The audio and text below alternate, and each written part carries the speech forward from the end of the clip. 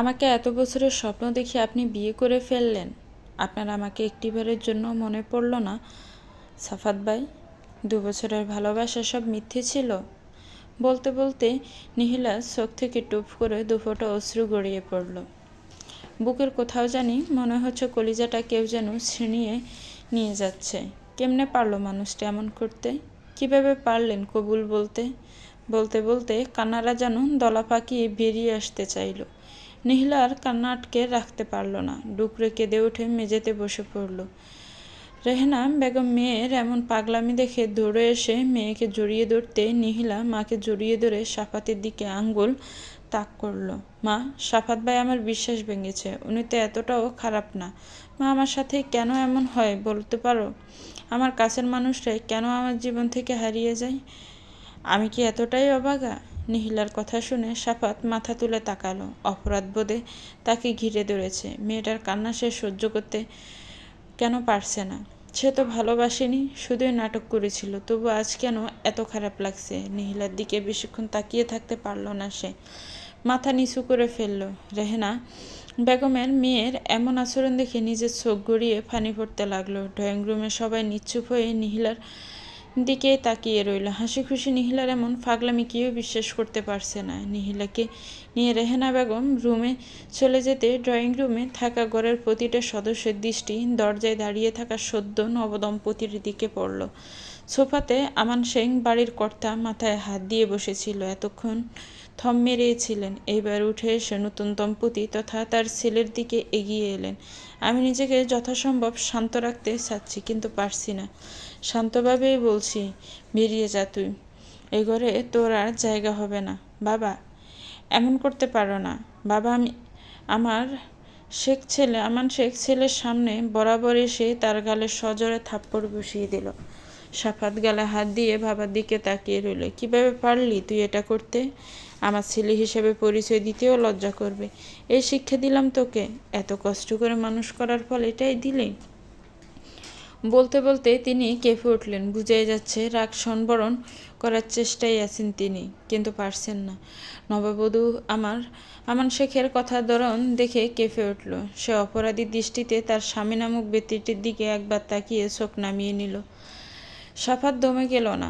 বাবাকে বোঝানোর জন্য এগিয়ে আসতে আমান শেখ 2 কদম পিছিয়ে গেল। খবরদার, তোর ওই মুখে আমাকে বাবা ডাকবি না, বেরিয়ে যা। সাফাত আবার কিছু বলতে নিবে, তখনই আমান শেখ টেবিল থেকে ছুরি হাতে নিয়ে তেড়ে এলো। আরেকবার কিছু বলবি তো আমিই শেষ হব। এবারে দরজা আজ থেকে তোর জন্য বন্ধ।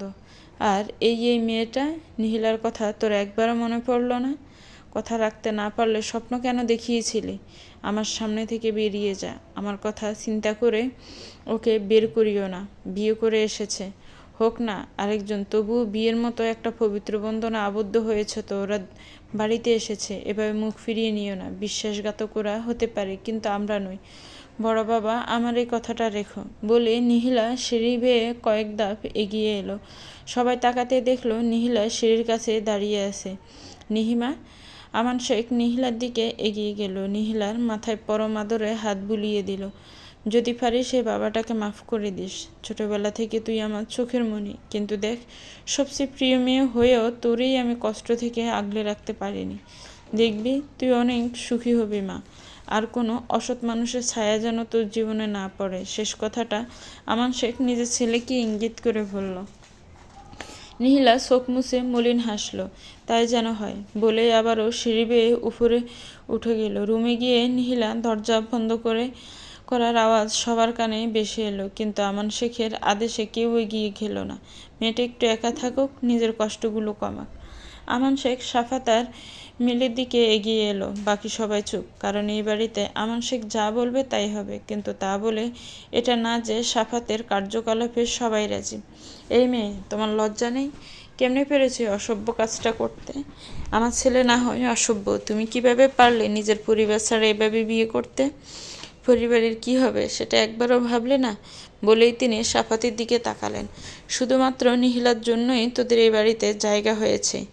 মনে রাখবি, আজকের পর থেকে তুই আমার কাছে থেকে আর কোনো সাহায্য পাবি না।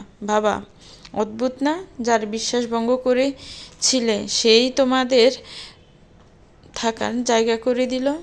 আমান শেখ আর ছেলের জবাবের আশা না করে চলে যেতে নিতে স্ত্রী আমেনা বেগমের উদ্দেশ্যে বলে উঠল, নিহিলাকে কিছুক্ষণ পরে গিয়ে কিছু খাইয়ে দিও। আমি আর খাবো না, ডাকিও না। আমান শেখ দ্রুত প্রস্থান করতে আমেনা বেগম এগিয়ে এলেন। এ জীবনে কোনো দিন তোর বিপরীতে যায়নি। পরিবারের সবাই বিপক্ষে থেকে তোরা শাসন করলেও আমি পারিনি। তোকে আগলে আগলে রাখতাম। সেটাই বোধহয় আমার বড় ভুল ছিল। এমন না যে তুই না বলে বিয়ে করেছিস বলে সবাই রেগে। তোর সবচেয়ে বড় ভুল হচ্ছে একটা মেয়েকে স্বপ্ন দেখিয়ে আরেকটা মেয়েকে বিয়ে করে নিয়ে আসলি। একটা মেয়ের আবেগ নিয়ে খেললি। আচ্ছা, তুই আমারই ছেলে তো, আমরা তো মানুষ হিসেবে অতটা খারাপ না।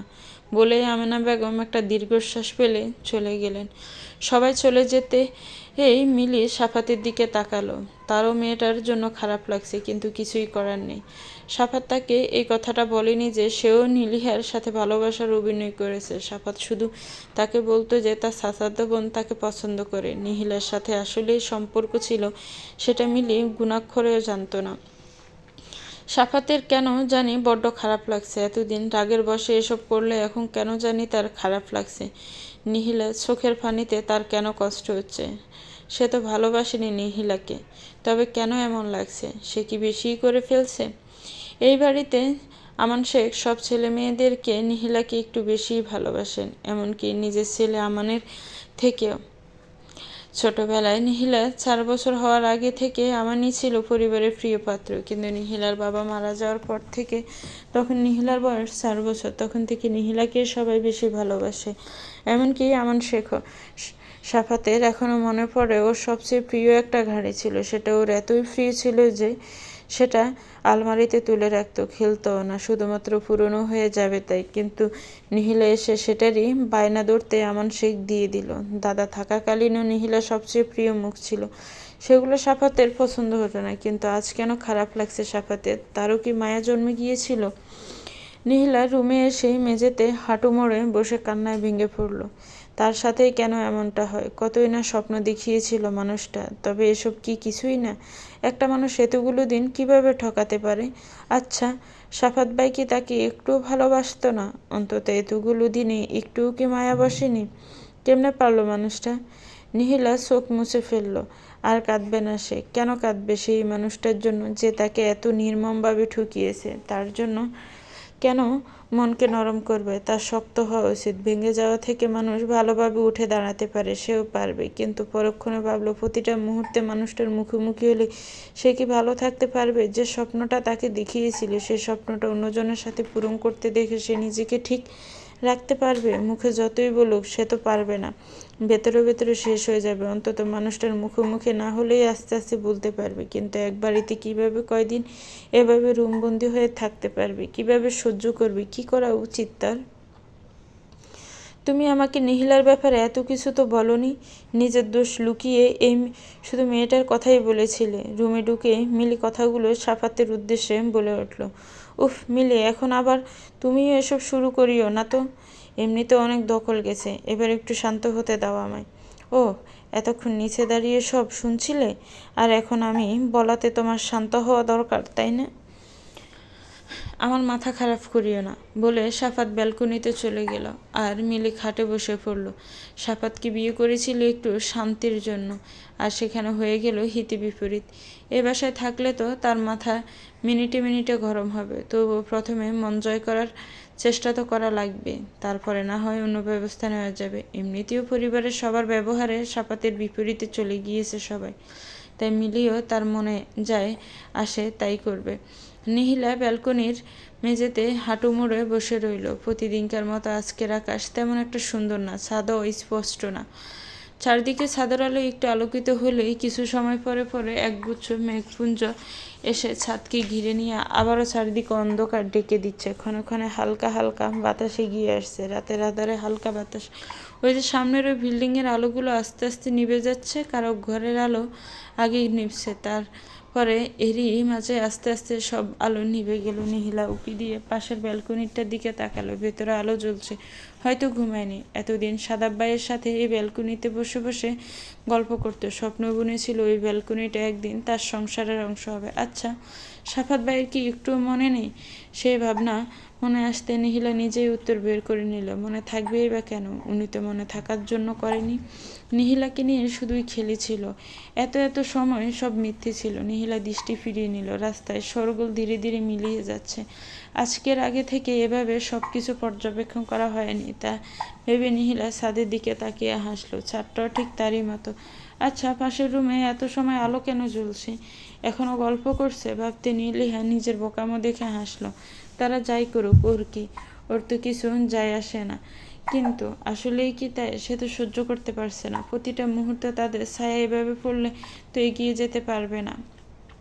তার একটা স্বপ্ন যে বাকি আছে। এতদিন সাতাব ভাইয়ের সাথে সম্পর্ক ছিল বিদায় ইচ্ছাটা নিজের মনের মধ্যেই পোষণ করে রেখেছিল। কিন্তু এখন তো সে মুক্ত। এখন শুধু বড় বাবাকে বলার পালা। সকালে উঠেই মিলি রান্নাঘরে প্রবেশ করলো। এই বাড়িতে তাকে খুব কথা শুনতে হবে, সেই মন মানসিকতা নিয়েই সে রুম থেকে বেরিয়েছে। এই বাড়িতে নয়, সেটা যে কোনো বাড়িতে এমন ঘটনা ঘটলে এমন পরিস্থিতি হবে। মিলি নিজেকে যথাসম্ভব শান্ত করে রান্নাঘরে প্রবেশ করলো। রান্নাঘরে আমেনা বেগম আর রেহানা বেগম একসাথে নাস্তা বানাচ্ছেন। ওনাদের কথার মাঝে মিলিকে তারা খেয়াল করলো না। মিলি অস্বস্তিতে কিছু বলতে না পেরে দাঁড়িয়ে রইল। তুমি এখানে কি করছো? সাফাতের ছোট বোন রিহি রান্নাঘরের দরজায় মিলিকে দাঁড়িয়ে থাকতে দেখে কথাটা বলে উঠতেই আমনা বেগম আর রেহানা বেগম দুজনেই মিলির দিকে তাকালো। মিলির অস্বস্তি আরও বেশি করে ঘিরে ধরেছে। সে হাসার চেষ্টা করে বলে উঠল, আসলে ভাবলাম মা আর চাচিকে একটু কাজে সাহায্য করি, তাই আসলাম। রিহি মিলির কথার জবাব দিবে তার আগে আমেনা বেগম মিলির উদ্দেশ্যে থমথমে গলায় বলে উঠল, এত ভালো বউ হওয়ার অভিনয় করতে হবে না। নিজের পরিবারের কথাও ভাবলে না। সেই মেয়ে কেমন বউ হবে সেটা ভালোভাবেই বুঝতে পারছি। শাশুড়ির কথায় মিলি চুপসে গেল। মিলির মুখের দিকে তাকিয়ে আমেনা বেগম নিজেকে শান্ত করলেন। এসেছো যখন তোমাদের নাস্তাগুলো নিয়ে যাও। কিছুক্ষণের মধ্যে সাফাতের বাবা নাস্তা করতে আসবেন। উনি নাস্তা শেষ করে অনেকক্ষণ পত্রিকা পড়বেন। ততক্ষণ তোমরা উপোস থাকতে পারবে না। ওনার সামনে পড়ার দরকার নেই। একেবারে নাস্তা নিয়ে রুমে চলে যাও। উনি বের হয়ে গেলে রুম থেকে বের হইও বলে রেহানা বেগমের দিকে তাকিয়ে বলে উঠল, রেহানা, ওকে নাস্তার প্লেটগুলো দিয়ে দে, সাফাতের বাবা চলে আসবে। জি আপা বলে রেহানা বেগম নাস্তার দুটো প্লেট মিলির হাতে ধরিয়ে দিতে মিলি প্লেটগুলোর দিকে তাকালো। তার আত্মসম্মানের লাগছে কথাগুলো, কিন্তু কিছুই করার নেই।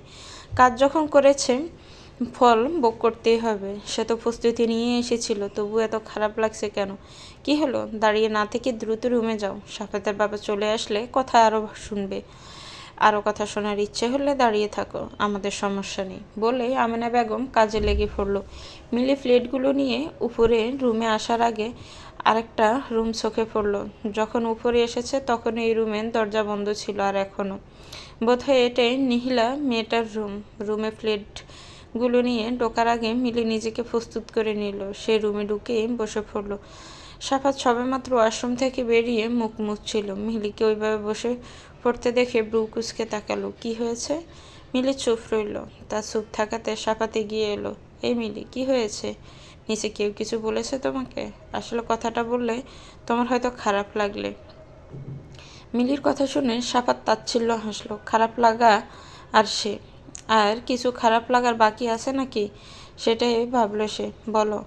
আমি রান্নাঘরে গিয়েছিলাম তোমার মাকে কিছু সাহায্য করবে বলে, কিন্তু উনি আর তোমার ওই শাশি আমাকে অপমান করে বের করে দিয়েছে। এই প্লেটগুলো এমনভাবে দিয়েছে মনে হয়েছে কোনো মানুষকে দেয়নি, এগুলো পশুর জন্যই দেওয়া। মিলির কথা শুনে সাফাত বেরিয়ে যেতে গেলে মিলি পথ আটকে দিল। এখন তুমি গিয়ে কিছু বললে আবারও কথা উঠবে। আর কয়েকদিন সময় নাও। আমান শেখ চা শেষ করে নিহিলা এসেছে কিনা জিজ্ঞেস করে আজ উপরে চলে গেল।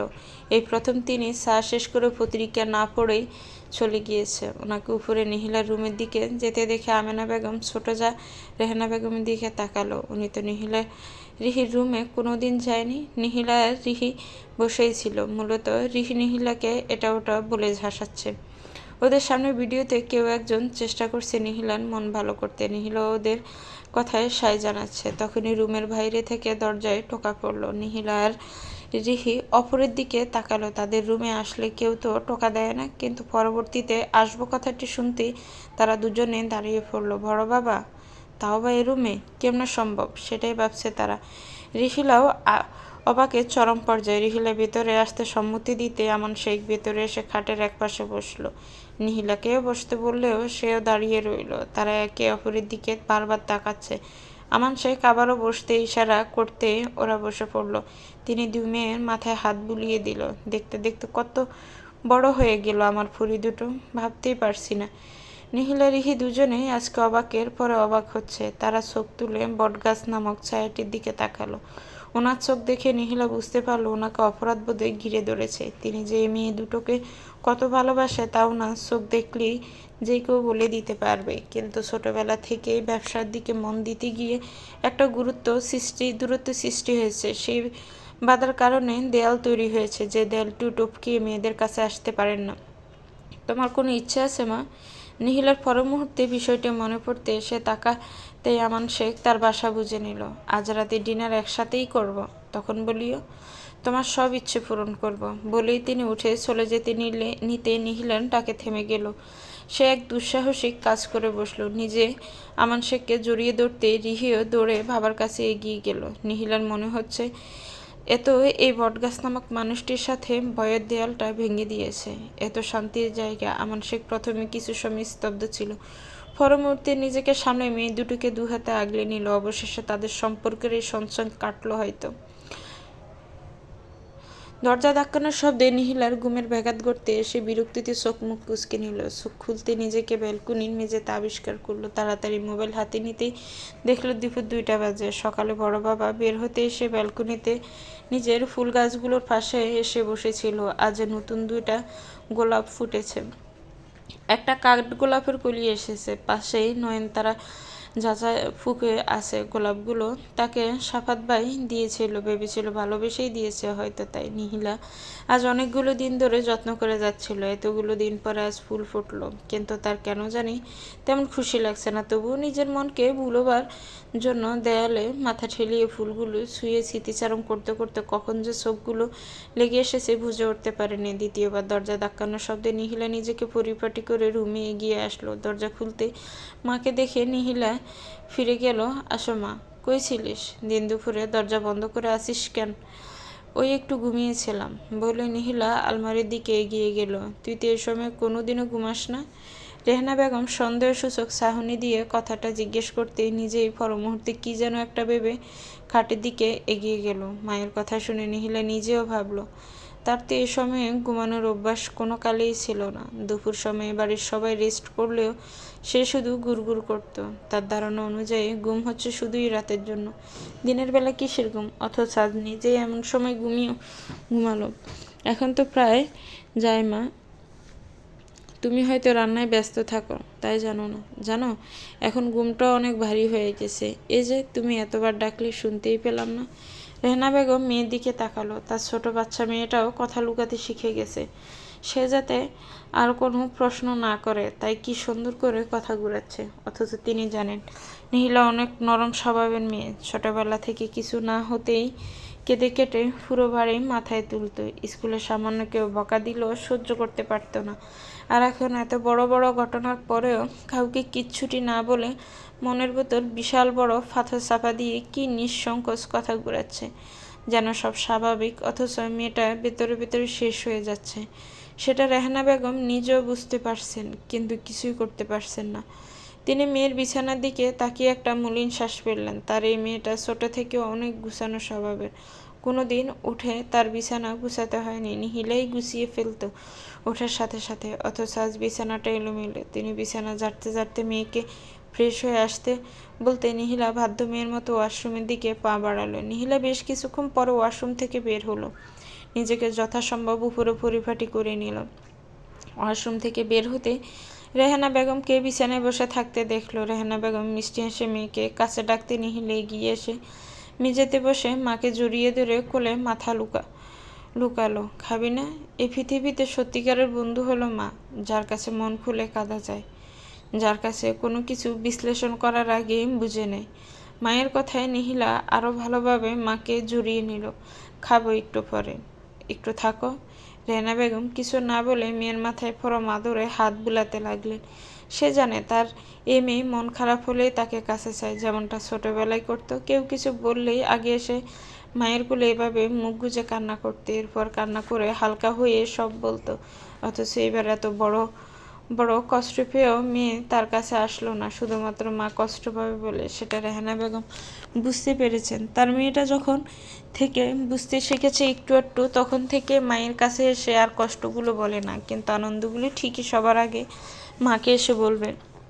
রেহানা বেগম একটা দীর্ঘশ্বাস ফেললেন। আর মেয়েটা এত বুঝদার, মায়ের কষ্ট হবে ভেবে নিজের কষ্টগুলো আড়ালে ডেকে রাখে, যাতে তার কষ্টে মা যেন দুঃখ না পায়। নিহিলা চোখ বেয়ে অশ্রু নির্গত হলো। কাঁদবে না কাঁদবে না করেও তার কান্না চলে আসে। সে বুঝতে পারলো এই বাসাতে তার আর থাকা হবে না। এই বাড়িতে থাকলে প্রতি পদে পদে তার অতীতের স্মৃতিগুলো হানা দিবে, যেটা সে সহ্য করতে পারবে না, যেটার ফলে নিজের জীবনকে সে গুছিয়ে তুলতে পারবে না। রেহানা বেগম মেয়ের চোখের পানি দেখে মেয়ের মুখে তুলে পানিটুকু মুছে দিল।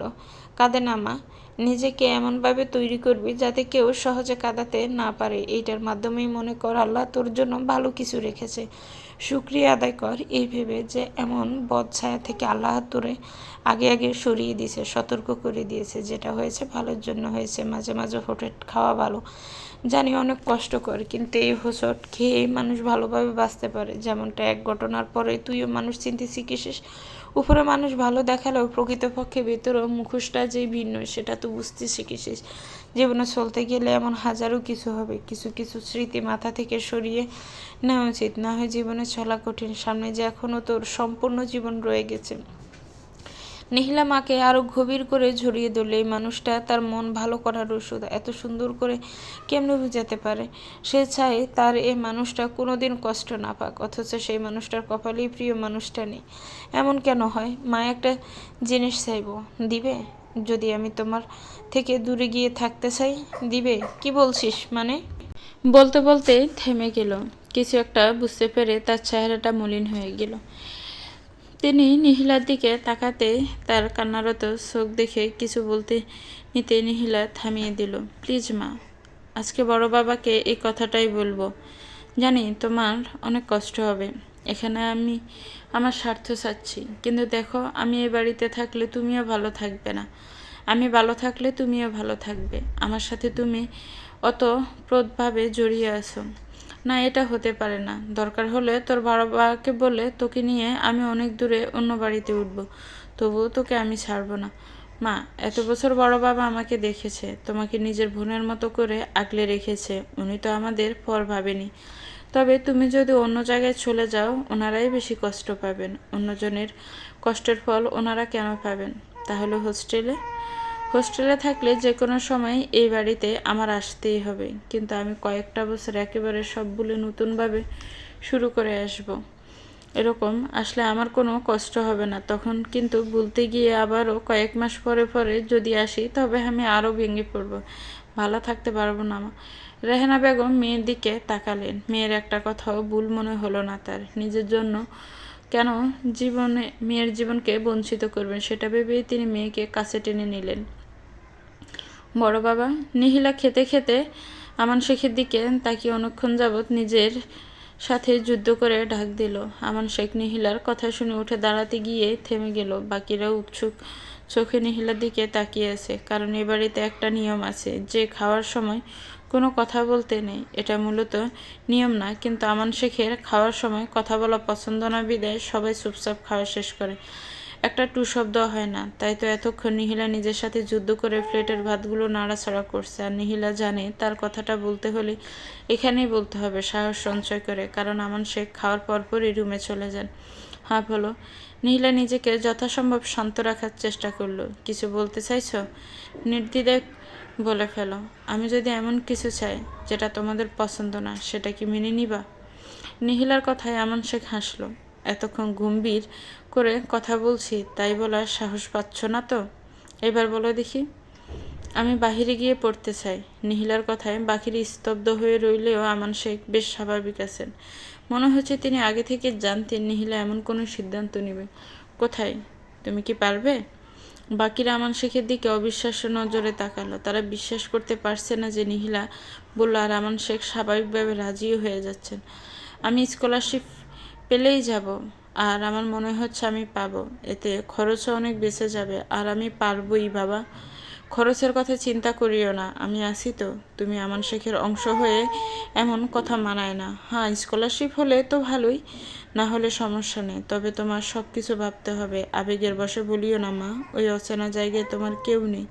সে প্রস্তুতি নিয়েই যাবে, আর সব কিছু সম্পর্কে পুরোপুরি ধারণা নিয়ে যাবে। যে নিহিলা কথাটা বলবে কি বলবে না ভাবলো। জাফানা তো তার ফুফি আছে, সে ফুফাতো বোন তাসফির সাথে মিলিয়ে সব করছে, তাসফির সব ব্যবস্থা করছে, সে তারই সাথে করবে। কিন্তু কথাটা কীভাবে বলতে বুঝতে পারছে না। সাফাত আজকে রুম থেকে বের হলো নিজেকে বেশ শান্ত করে। এই কয়েকদিন রুমে সব চলছিল, তাদের নিচে আসা বাড়ার। সাফাত জানে তাকে বেশ কথা শুনতে হবে, তবে সে আজ বাবার ফাঁদ ছেড়ে উঠবে না। রুম থেকে বের হতে নিহিলার রুমের দিকে দৃষ্টি পড়ল। দরজা বন্ধ। সাফাতের কেন জানি বুকের ভেতর মোচড় দিয়ে উঠল। মেয়েটাকে আজ 4 দিন যাবৎ চোখের কোথাও দেখতে পারিনি। নিচে নামতে আমান শেখ পত্রিকা পড়ছিলেন। এমন সময় সাফাত সামনে গিয়ে ডাকতে তিনি চোখ ফিরিয়ে আমেনা বেগমের দিকে তাকালেন। আমেনা, এ ছেলেকে আমার সামনে থেকে যেতে বলো। বাবা প্লিজ। সাফাতকে বাকি কথাটুকু বলতে না দিয়ে আমান শেখ সোফা ছেড়ে পত্রিকা ছুঁড়ে উঠে চলে যাওয়ার জন্য পা বাড়াতে সাফাত গিয়ে বাবার পা জড়িয়ে ধরে বসে পড়ল। বাবা, তুমি যতক্ষণ না মাফ করবে আমি তোমার পা ছাড়ব না।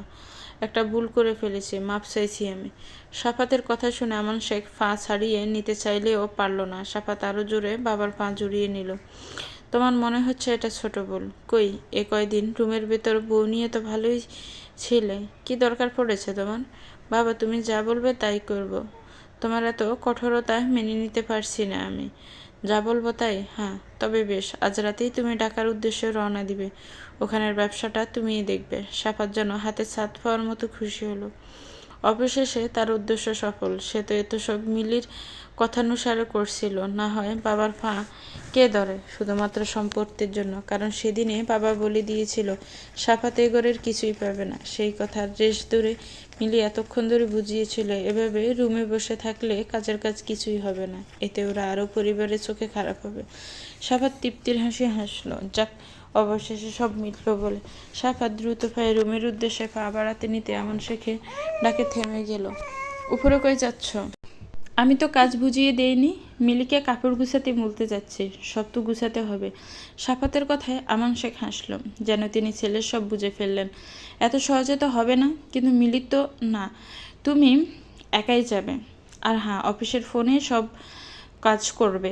এই কাজটা গুরুত্বপূর্ণ। দিনে একবার বাড়ির ফোনে কল করবে, শুধু 5 মিনিট। আমি চাই না কারোর পাল্লায় পড়ে আমার কাজটা তুমি হেলাফেলা করে করো। উপর থেকে মিলি এসব শুনতেই রেগে গেল। এই বিদ্যুকে সে ভুলাভালা মনে করেছিল, কিন্তু তা তো না। সাফাত চলে গেলে সে কেন থাকবে এখানে? বেশ কিছু সময় পরে সাফাত রুমে এসে খাটে বসতে মিলি এগিয়ে আসলো। তোমার বাবা কি বলেছে? কি বলেছে? সব তো শুনতেই পেয়েছো, আবার জিজ্ঞেস করছো কেন? শুনতে পেয়েছি মানে? সাফাত মিলির দিকে তাকিয়ে তাচ্ছিল্য হাসলো। মানে তুমি নিজের কাছ থেকেই জিজ্ঞেস করো? আড়ালে দাঁড়িয়ে কথাগুলোই তো শুনেছ। মিলি একটু নরম হলো। আমাকে না নিয়ে কেন যাবে? বাবা কি বলেছে শুনেছ তো? আমিও এই ঘটনাটা করে সবার চোখে অপরাধী হয়ে গিয়েছি। এখন এই সুযোগটা হাতছাড়া করতে চাই না। হাতছাড়া করতে চাও না মানে? আমাকে না নিয়ে কোথাও যেতে পারবে না তুমি। সাফাত মিলির দিকে তাকালো। তুমি কি চাইছো বলো তো? তোমার কথায় তো বাবাকে রাজি করিয়ে ব্যবসাটা কোনো মতেই নিজের হাতে নিলাম। এখন আবার তুমিই বিপরীতে বলছো। তখন তো ভেবেছিলাম আমি সহ গিয়ে আমরা ওখানে আলাদা করে সংসার পাতবো। আর এসব শোনা লাগবে না। ব্যবসাটা দিয়ে আমরা ভালোভাবেই চলবো। কিন্তু শুধু যে তোমাকে ফাটাবে সেটা তো ভাবিনি। মানে? মানে হচ্ছে আমি এখানে একা থাকতে পারবো না। তোমার পরিবারটাকে আমার সহ্য হয় না। সহ্য হওয়ার জন্য মন মতো কোনো কাজ করেছো? আসার পরে থেকে দ্বিতীয় দিনের ওই সকাল ছাড়া আর এ কয়দিন রুম থেকে বের হয়েছো? কারণ মন পাওয়ার চেষ্টা করেছো? সাফাতের কথায় মিলি রেগে গেল। সে সাফাতের দিকে আঙ্গুল তাক করে করে বলে উঠল, তুমি কিন্তু সীমা লঙ্ঘন করছো সাফাত। তোমার পরিবার আমাকে মূল্যায়ন করেছে? করবে কেন? যে কাজটা করেছি সেক্ষেত্রে বাড়িতে জায়গা পেয়েছি এই অনেক। আর তোমার যে ভাবনা, এমন নিচু ভাবনার মেয়েকে ওরা কেন জেসে পড়ে মূল্যায়ন করতে আসবে? হ্যাঁ সাফাত, তুমি কিন্তু আমাকে রীতিমতো অপমান করছো। সাফাত তাচ্ছিল্য হাসলো। তুমি চেয়েছিলে আমি পরিবার থেকে আলাদা হয়ে যাই, তাই তো? সাফাতের কথায় মিলি আমতা আমতা করে বলে উঠল, না সেটা কেন চাইব? তুমি ভুল বুঝছো। মিলির কথায় সাফাত আর জবাব দিল না। সে কাপড় নিয়ে হনহনি ওয়াশরুমে চলে গেল। সে যেন বিয়ের আগের মিলি আর এমিলির সাথে মিলাতে পারছে না। মিলি নিজের পরিবার ছেড়ে এসেও কোনো মন খারাপ বা অনুশোচনায়। সাফাতের তখন ভালোবাসার উপরে আর কিছুই মাথায় আসেনি। বিদায় তার মনে হয়েছিল মিলি যেটা করছে ঠিক করছে। এমন পালিয়ে বিয়ে তবুও নিজেকে মানিয়ে নেওয়ার চেষ্টা করে আলাদা সংসার পাতার ভাবনা নিয়ে এসেছে। তাও বা বিয়ের 4 দিনের মাথায়, এখনও সপ্তাহ পেরোয়নি। সাফাতে নিজেকে নিজের অসহায় লাগলো। নিহিলার সাথে অন্যায়টা না করলেও পারত। সে কি মানুষ চিনতে বড়সড় ভুল করে ফেলল? নিজের ভবিষ্যৎ নিজেই কি শেষ করলো? কি হবে পরবর্তীতে? এর মধ্যে 3 দিন কেটে গেল। নিহিলা রুম থেকে কোনো কাজ ছাড়া বের হয়নি। আজ বের হয়েছে, শুনেছে সাফার ঢাকায় যাবে আজ। 1 মাস পরে ফিরে আসবে। সেদিন সে যদি কাজটা ভালোভাবে মনোযোগ দিয়ে করতে পারে তবেই বড় বাবা তার প্রতি সিদ্ধান্ত নেবেন। নীলিহা রুম থেকে বের হয়ে সিঁড়ির কাছে আসতেই দেখলো সাফাত উপরে উঠছে। নীলিহা সাফাত ওঠা পর্যন্তই দাঁড়িয়ে রইল। সাফাতের দৃষ্টি আজ অনেকদিন পরে নিহিলার দিকে। নিহিলা দ্রুত পদে নেমে যেতে নিতে সাফাত হাত ধরে ফেলল। নিহিলা হাতের দিকে একবার তাকিয়ে রাগী চোখে সাফাতকে শাসালো। হাত ছাড়ুন সাফাত ভাই। নিহিলার এমন ক্রোধপূর্ণ কথায় সাফাত সাথে সাথে হাত ছেড়ে দিল। নিহিলাকে কেমন অগোছালো লাগছে, অথচ এই মেয়েটা এ বাড়িতে ছোটবেলা থেকে গোছানো স্বভাবের, সবসময় বাড়ি মাতিয়ে রাখতো, অথচ এই প্রথম বাড়িটা এত নির্জীব লাগছে। সাফাতের অপরাধবোধ জেগে উঠল। তার জন্যই কি সবকিছু এলোমেলো হয়ে গিয়েছে? কেমন আছিস তুই? ভালোই আছি। আমাকে কি ক্ষমা করা যায় না? নিহু, সাফাতের কণ্ঠ অসহায় শোনালো। তার এমন কণ্ঠে নিহিলা শক্ত থাকতে পারছে না। ভেতরে ভেতরে কোথাও জানি রক্তক্ষরণ হচ্ছে। আর আমার নাম নিহু নয়, নিহিলা। আর কিছু মনেই রাখিনি। ক্ষমার প্রশ্নই আসে না বলে সে নিচে নেমে গেল। সাফাত ওখানে ঠায় দাঁড়িয়ে রইল। এই মেয়েটিকে দেখে তার এমন কেন লাগছে? মনে হচ্ছে সে হিরে চিনতে ভুল করে ফেলেছে। সে যদি ওই দিন এমন হবে জানতো তবে কোনোদিন মিলির রাখা ফাঁদে ফা দিত না। তবে সে কি নিহিলার সাথে অন্যায়ের ফল পাচ্ছে? সাফাত বেরিয়ে যাওয়ার সময় মিলি তার নিজের মতো করে মোবাইল চালাচ্ছিল। একবার ফিরেও তাকালো না। মিলির এমন ভাব দেখে সাফাতও আর আদিক্ষেতা করে ডাকলো না। সে কাপড় ব্যাগ নিয়ে নিজের মতো করে রুম থেকে বেরিয়ে গেল। মিলি সাফাতের এমন অবজ্ঞা আচরণ দেখে রেগে গেল। সে বসা থেকে উঠে দাঁড়িয়ে খাটের মাঝে মোবাইলটা ছুঁড়ে মারল। সাফাত তাকে একবারও বলল না। সে ভেবেছিল যাওয়ার শেষ সময়ে মিলির এমন ব্যবহার পেয়ে সাফাত অনুশোচনায় ভুগে তার কাছে এসে মাপ চাইবে। মিলি যা বলবে সাফাত তাই করবে। তবুও মিলি যেন ক্ষমা করে দেয় সেটাই বলবে। তারপর মিলি ক্ষমার পরিবর্তে শর্ত দিবে যে ওই কাজে যেভাবেই হোক মিলিকে যেন নিয়ে যায়। তারপর সাফাত আমান শেখের কাছে গিয়ে বাবার বিরুদ্ধে গিয়ে অনেক জোরাজুরি করে মিলিকে সহ নিয়ে যাবে। কিন্তু কিছুই হলো না। সাফাত উল্টা তার রাগও ভাঙানোর চেষ্টা করলো না। মিলির এখন নিজেকে নিজেরই বোকা মনে হচ্ছে। কেন সকালে রাগের মাথায় ওইসব বলে দিতে গেল? সকালে যদি ওইভাবে এসব না বলতো তাহলে এখন পরিস্থিতিটা এমন হতো না। মিলির এখন কান্না পাচ্ছে। সে এখানে একা কীভাবে থাকবে? সাফাত বাবা মায়ের রুমে গিয়ে বাবাকে বলে বেরিয়ে পড়ল। নিহিলা ব্যালকনিতেই দাঁড়িয়েছিল। সাফাত নিচে গাড়ির পিছনে ব্যাগ ঢোকাতে এসে উপরে চোখ যেতে দেখল নিহিলা তাকিয়ে আছে। নিহিলা মূলত সাফাত বেরোবে সে ভাবনা ভেবে ব্যালকনিতে দাঁড়িয়েছিল। কিসের টানে দাঁড়িয়েছিল সে জানে না, কিন্তু তার মনে হলো একটিবার গিয়ে দেখি মানুষটাকে। এই মানুষটা আবার যখন ফিরবে তখন হয়তো নিহিলা বহু দূরে চলে যাবে, আর দেখা হবে না। আজকে সাফাত ভাইয়ের স্মৃতির সাথে এটাই ওর শেষ দেখা। প্রতিবার সাফাত ভাই যখনই বাইরে ওভাবে ব্যবসার জন্য যেত ততবারই নিহিলা মেন দরজা অবধি এগিয়ে দিয়ে দৌড়ে রুমে এসে এভাবে ব্যালকনি দিয়ে বিদায় জানাতো। আজও তার ইচ্ছে হলো, কিন্তু সব ইচ্ছে কি আর পূরণ হয়? সাফাত নিহিলার দিকে তাকিয়ে হাসার চেষ্টা করলো। অথচ এখন তার স্ত্রী এভাবে তাকে বিদায় দেওয়ার কথা ছিল, কিন্তু সে করল না তা। অথচ সাফাত যাকে অবজ্ঞা করেছে সেই দাঁড়িয়েছে। সাফাতের অন্যবারের কথাগুলো মনে পড়ে গেল। প্রতিবার এভাবেই নিহিলা ব্যালকনিতে দাঁড়িয়ে হাসি মুখ করে বলতে, নিজের খেয়াল রাখবেন সাফাত ভাই। আমার জন্য আসার সময় কিছু নিয়ে আসবেন, খালি হাতে ঢুকতে দিব না। এতদিন অপেক্ষার ফল হিসেবে নিশ্চয়ই কোনো উপহার আনবেন। খাবার ঠিক মতো খাবেন। সাফাত হাসলো। এখন এসব অতীত। মেয়েটা আর এভাবে কোনোদিন বলবে না। কেন নিজের দোষে এমন রত্নকে সে হারিয়ে ফেলল? অথচ এই বিয়ে দিয়েই তার চেয়ে মুক্তি পেতে চেয়েছিল সাফাত। তবে বিয়ে করেও কেন শান্তি পাচ্ছে না, কেন মেয়েটার মায়া ভুলতে পারছে না সে? সাফাত নিজের ভাবনা দেখেই তাচ্ছিল্য হাসল। সে ভাবনা থেকে বেরিয়ে উপরে আবারও তাকাতে দেখল নিহিলা নেই। সে রুমের ভেতর চলে গিয়েছে। সাফাতের খারাপ লাগলো। এই প্রথম মেয়েটি এত চুপ ছিল। এমনভাবে তো নিহিলাকে মানায় না। মন থেকে একটা চিৎকার ভেসে এলো, যেন সাফাতকে বলছে, এসব কিছুর জন্য তুই নিজেই দায়ী সাফাত। একটা হাসি খুশি চঞ্চল মেয়েকে এমন নির্জীব বানিয়ে দিয়েছিস, এর ফল উপরওয়ালা তোরে দিবেন। কথাটা ভাবনাতে আসতে তার নিজেকে নিজে আফসোসে ঘিরে ধরলো। নিজের প্রতি ঘৃণা জন্মাতে শুরু করলো। এতটা খারাপ কিভাবে হলো সে? সাফাত গাড়ি ছেড়ে দিতে নিহিলা রুম থেকে বেরিয়ে এলো। সাফাতের গাড়িটা যতক্ষণ মিলিয়ে যায়নি ততক্ষণ তাকিয়ে রইল। আগের বারের কথাটা বারবার মনে পড়ছে। কেন এমন হলো? কেন এমন লাগছে তার? জীবনের একটা পর্যায়ে এসে ভালোভাবে উপলব্ধি করা যায় কারোর উপর অতিরিক্ত আশা রাখা উচিত না। যে মানুষটা যত বেশি আশা রাখে সে মানুষটা তত বেশি কষ্ট পায়। বেশিরভাগ মানুষ সব থেকে বেশি আশাহত হয় তার প্রিয় মানুষটার কাছ থেকে, কারণ সবাই প্রিয় মানুষটার উপরেই বেশি আশা রাখে। মনে মনে তারা যে ভেবে রাখে তার বিপরীতটাই পেয়ে থাকে, এতে কষ্টও বেশি পায়। প্রিয় মানুষটার উপর আশা রাখা দোষের কিছু না, আশা রাখা স্বাভাবিক, কিন্তু অতিরিক্ত আশা রাখা দোষের। যেমনটা নিহিলার বেলায় হয়েছে। সে সাফাতের উপর অতিরিক্ত আশা রেখে ফেলেছিল, যার ফলে বিপরীতটাই হয়ে কষ্ট পাচ্ছে। সূর্যের তীক্ষ্ণ রশ্মি চোখে পড়তে নিহিলা চোখ মুখ কুঁচকে নিল। বিরক্তিতে চক্রান্ত শব্দ উচ্চারণ করে কপাল কুঁচকে তাকাতেই দেখল কেউ একজন জানালার পর্দা সরিয়ে দিয়েছে। নিহিলা রিহি ভেবে বিরক্তিসূচক চেহারা করে ফেলল। রিহির বাচ্চা, পর্দা লাগাম বলে সে পাশ ফিরিয়ে লেফট টেনে আবারও চোখ বন্ধ করে ঘুমানোর চেষ্টা করলো। ঘুম আসবে না জেনেও আবার ঘুমানোর ভান ধরছিস কেন? মায়ের কথা শুনে নিহিলা চোখ মুখ কিসে উঠে বসল। সে এতক্ষণ ভেবেছিল রিহি তার সাথে মজা করছে, তাই রেগে কথাটা বলেছিল। তাহলে ভাঙালে কেন মা?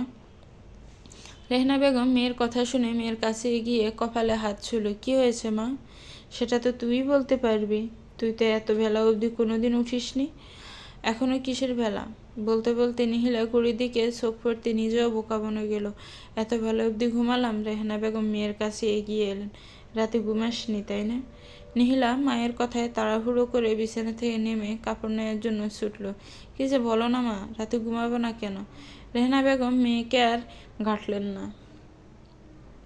তিনি জানেন মেয়ে তার কথা ঘুরেছে, কিন্তু এই কথাটা লম্বা করতে তারও ইচ্ছে হলো না।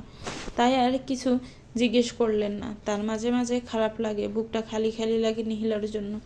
তার কি মেয়ে হয়ে গিয়েছে সেটা ভেবে খারাপ লাগাটা কাজ করে। তার মেয়ের দিকে ধ্যান দেওয়া উচিত ছিল। নিজেকে ব্যর্থ মা হিসেবে মনে হচ্ছে। আফসোস বোধে ঘিরে ধরেছে। আগে যদি মেয়ের খবরাখবর নিত তবে আজ এমন পরিস্থিতিটা এত বাজে হতো না। তো ভিউয়ার্স, গল্পটা কেমন লেগেছে একটি কমেন্টস করে জানাবেন। গল্পটার পরবর্তী পার্ট চাচ্ছেন কিনা একটি কমেন্টস করে জানাবেন। গল্পটা ভালো লাগলে একটি লাইক করবেন, গল্পটাকে শেয়ার করবেন, আর আমার চ্যানেলটাকে প্লিজ সাবস্ক্রাইব করবেন। যারা অলরেডি সাবস্ক্রাইব করেছেন তাদেরকে অনেক অনেক ধন্যবাদ। আল্লাহ হাফিজ।